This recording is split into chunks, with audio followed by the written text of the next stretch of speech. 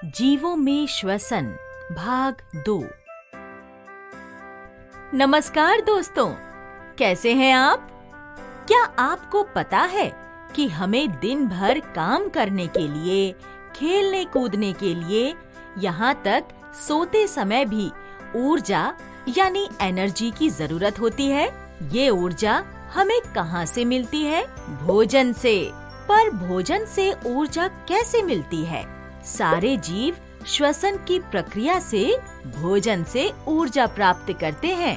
अपनी छाती की तरफ ध्यान से देखिए, वो नियमित अंतराल में ऊपर और नीचे होती है ना? आपने सुना होगा कि श्वसन में हम ऑक्सीजन गैस अंदर लेते हैं और कार्बन डाइऑक्साइड गैस बाहर निकालते हैं। पर ये होता कैसे है? आइए हम इस वीडियो के पात्र राम और श्याम के साथ इस प्रक्रिया को समझते हैं। इस कहानी के उद्देश्य हैं क. ये समझना कि हम सांस कैसे लेते हैं। ख. समझना कि श्वसन प्रक्रिया क्या है। मैं बहुत तेज दौड़ता हूँ श्याम, तुम मुझे हरा नहीं सकोगे। हाँ मानता हूँ। चल अब थोड़ी देर आराम कर लेते हैं। मेरी तो सांस ही फूल गई। थक गया क्या?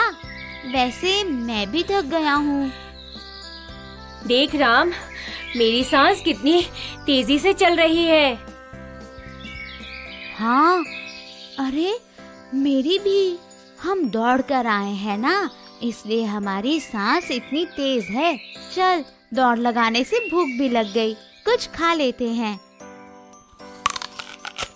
अब आराम करने से मेरी सांस धीमी हो गई और कुछ खाने से फिर से ताकत आ गई।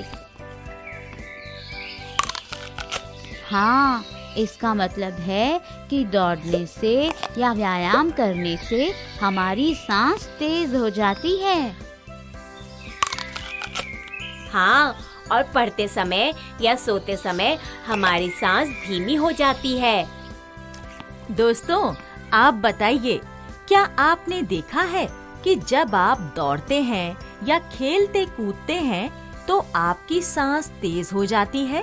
भोजन से हमें ऊर्जा मिलती है और श्वसन प्रक्रिया से अंदर ली हुई ऑक्सीजन भोजन से ऊर्जा प्राप्त करने में मदद करती है।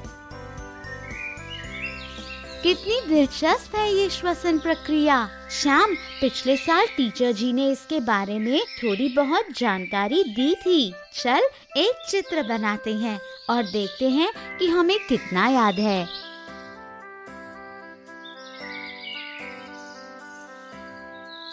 मैं यहाँ ये पेड़ बना देता हूँ।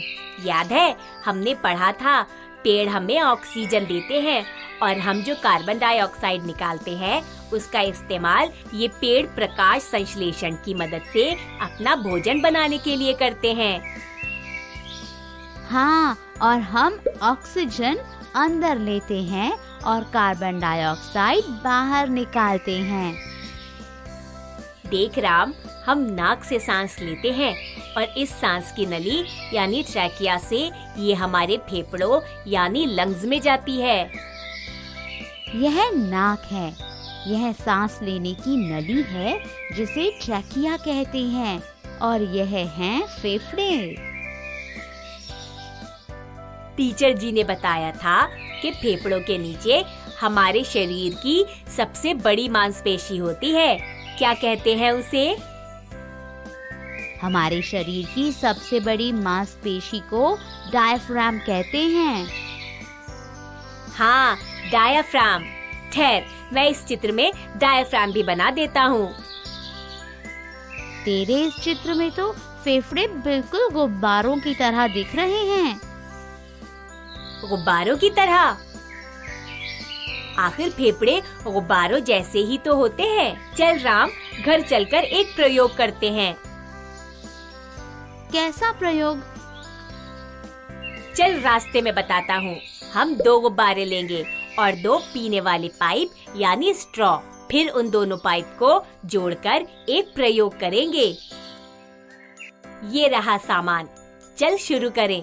राम, अब हम इन दोनों पाइपों को ऐसे टेप से जोड़ देते हैं और इस तरफ दोनों छेदों की तरफ ये गुब्बारे लगा देते हैं और इस दूसरी तरफ के छेदों से हम हवा फूकेंगे। वो चित्र निकाल जो हमने बनाया था,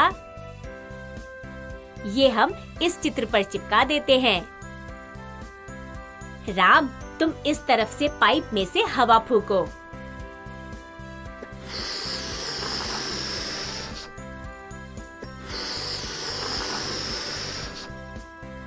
अरे वाह श्याम, यह तो गुब्बारों में हवा भर रही है। कितना मजेदार प्रयोग है। हम भी ऐसे ही नाक से सांस लेते हैं और फिर हमारे फेफड़ों में ऑक्सीजन भर जाती है। सही बोले तुम राम। चल फिर से करते हैं।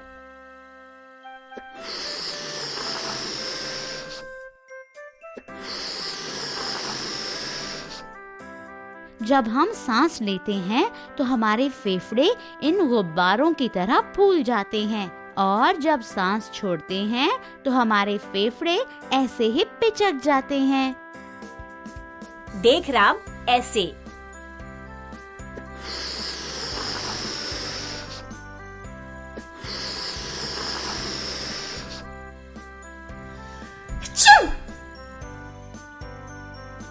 क्या हुआ राम, सर्दी लग गई क्या? नहीं, लगता है कुछ कचरा चला गया मेरी नाक में। बच्चों, क्या कर रहे हो तुम दोनों? कुछ खा लो, भूख लगी होगी। माँ, हम छींकते क्यों हैं? बच्चों, हमारी नाक में कुछ बाल होते हैं। अगर हमारे आसपास की हवा से कुछ कचरा या मिट्टी के कण हमारी नाक में चले जाते हैं तो तब ये बाल फिल्टर का काम करते हैं और छींकने की वजह से वो कचरा बाहर आ जाता है। अरे वाह, बिल्कुल एक छलनी की तरह। पर एक बात का हमेशा ध्यान रखना, अगर कभी छींक आए तो अपनी नाक किसी रुमाल से अवश्य ढक लेना, नहीं तो आसपास के लोगों की नाक में भी वो कण प्रवेश कर सकते हैं। माँ, जब खाना इत्यादि बनाने के लिए लकड़ी जलाते हैं तो धुएं के कारण खांसी उठती है ना? हाँ श्याम, जब खाना इत्यादि बनाने के लिए लकड़ी जलाते हैं तो धुएं के कारण खांसी उठती है। वाहनों से भी तो कितना प्रदूषण होता है और इस प्रदूषण की वजह से कितने लोगों को सांस लेने में तकलीफ होती है। सही कह रहे हो राम। दोस्तों, ऐसे और कौन से कारण हैं जिनकी वजह से वातावरण प्रदूषित होता है? हम सबको मिलकर प्रदूषण कम करने में मदद करनी चाहिए, तभी हम सब साफ हवा में सांस ले पाएंगे। आशा करती हूँ आप सब अब श्वास लेने की प्रक्रिया को समझ गए होंगे। पर दोस्तों, जब हम तैरते हैं तब हम सांस कैसे लेते हैं? और पानी में जो जीव रहते हैं जैसे मछलियाँ, वे कैसे सांस लेती होंगी? चलिए, अब इस सवाल का जवाब हम अगले वीडियो में ढूंढेंगे। जल्द मिलते हैं।